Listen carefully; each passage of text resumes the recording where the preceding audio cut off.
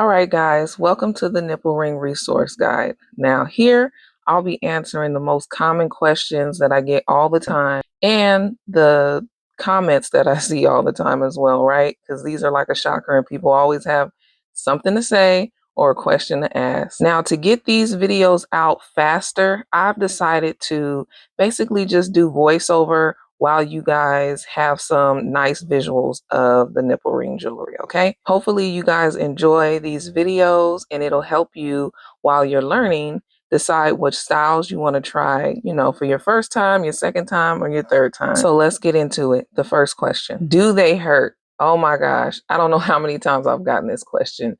And the answer to this question is no, but they can if you want to, right?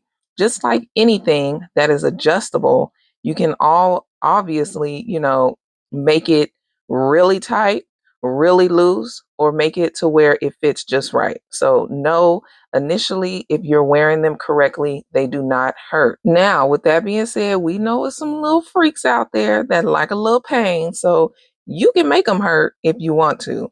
Do I recommend that? No. And that goes into a statement or a comment that I see a lot.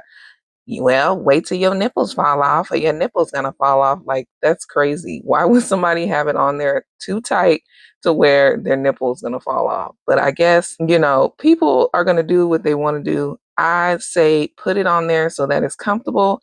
And remember that they're not designed to be worn for long periods of time, okay? Like I always say, these are mood setters. These are for picture taking. These are just for like curiosity and fun. They're not designed to replace permanent piercings.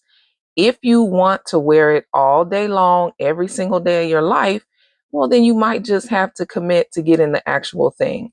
But with that being said, it also depends on your body anatomy, right? Some of us have some little pokies that are always poking and they might just stay on there. I know from experience. But then we have the little ones and the innies and all these other types of body types, okay? And that all plays a factor. All right, and lastly for this video, how to know if your jewelry is too loose. Well, it's gonna fall off. It's not gonna stay on. Obvious reasons. How to know if it's too tight. It's gonna be uncomfortable. It might be painful or something like that.